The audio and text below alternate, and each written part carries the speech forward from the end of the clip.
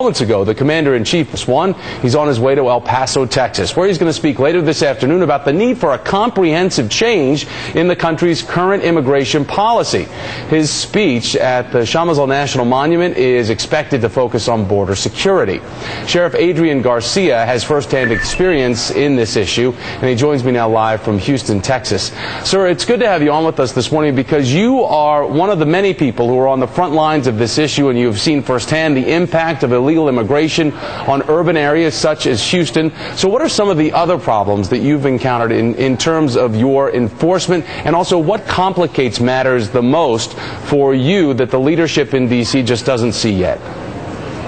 Well, Thomas, thank you for having me. What complicates our job here at the local level is that, look, Harris County is growing every day. I got 4 million people that I need to protect, and I worry about every single day.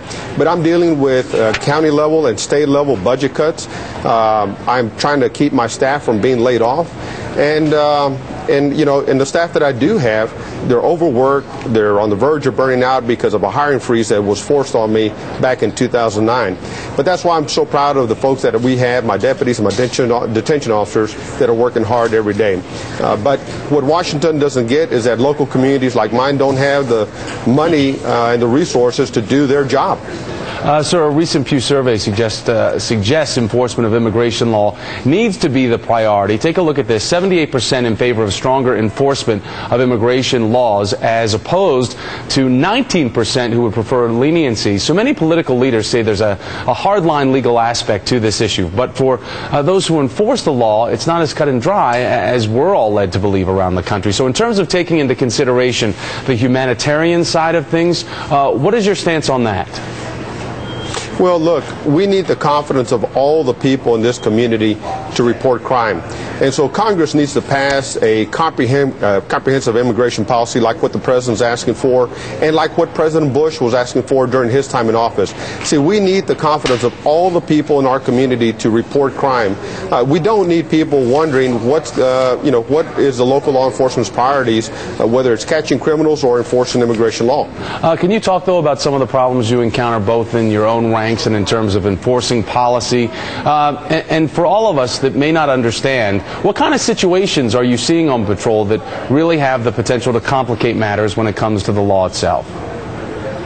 Well, listen, we need to secure the border because we do not need terrorists, whether extremists or narco-terrorists, to be able to come into our homeland and cause harm here. And so we need to make sure that we are securing the border. That's going to help urban areas like mine do a much better job and be able to focus on the criminals that we have in our community. And so we need to get Congress to show some leadership, pass a comprehensive immigration policy, and do a number of other things that will help local law enforcement keep their respective communities safe.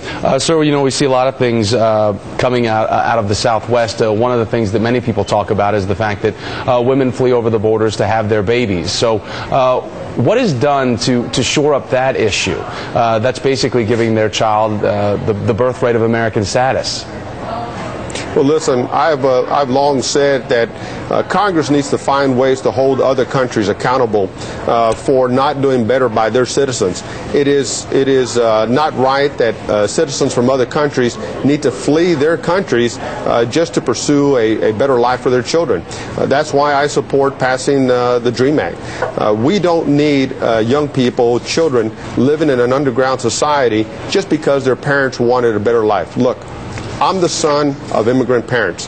The line that my parents waited in 52 years ago has all but disappeared for those parents who today want to have a better life for their children, but they're desperate.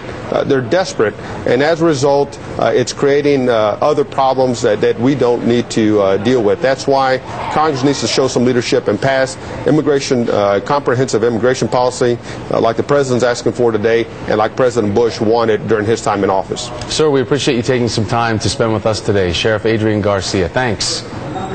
Thank you. All right, so